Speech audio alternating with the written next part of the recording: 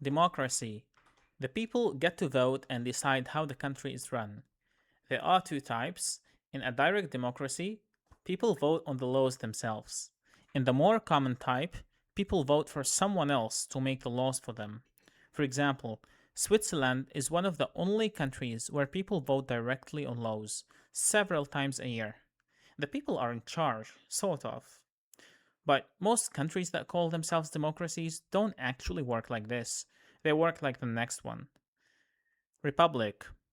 Power is held by people who are voted in, not by a king or a queen. A republic can also be a democracy, but it doesn't have to be. For example, ancient Rome was a republic for hundreds of years, but almost nobody could actually vote.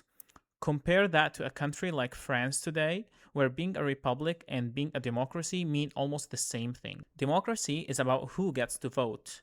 Republic is about who's allowed to rule. You can have one without the other. Now, what happens when nobody votes at all? Monarchy. One ruler holds power, and that power is passed down through family. There are two kinds. In an absolute monarchy, the ruler has full control.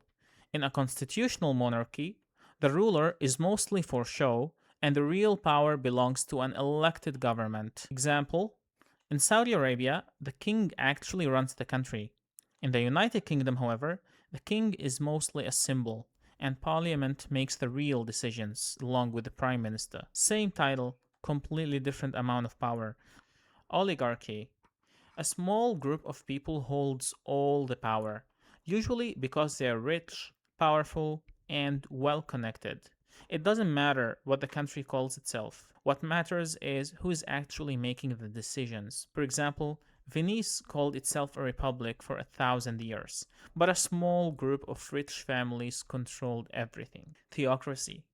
Religious leaders run the government directly. It is not just a country where religion matters a lot.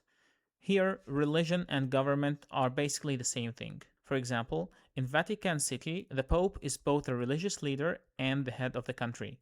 In Iran, there are elected officials, but a religious leader has the final say over almost everything. In most places, religion affects politics. Here, religion is the politics. Dictatorship. One person holds all the power with no real limits and consequences, and no peaceful way to remove them from office. It is all about that one person.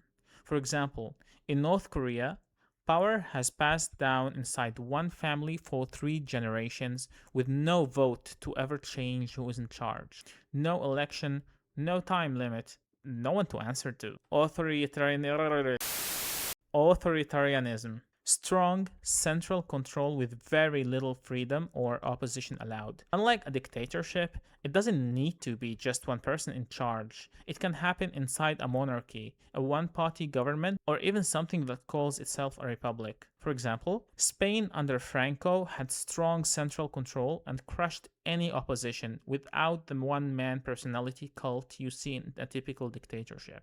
Communism. A system where property and businesses are meant to be owned by people and everyone together, not by individuals.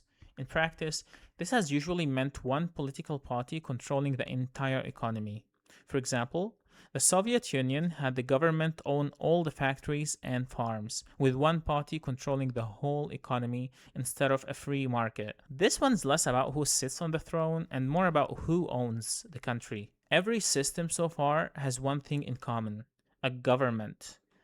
This last one doesn't. Anarchism. The belief that there shouldn't be a government at all, and that people can organize themselves without anyone ruling over them. This doesn't really exist as a full country today, but small versions have happened, like the worker-run communities during the Spanish Civil War, which had no central government for a while. You just went through 8 other ways to run a government to get to the one that says no. Make sure to subscribe and like the video.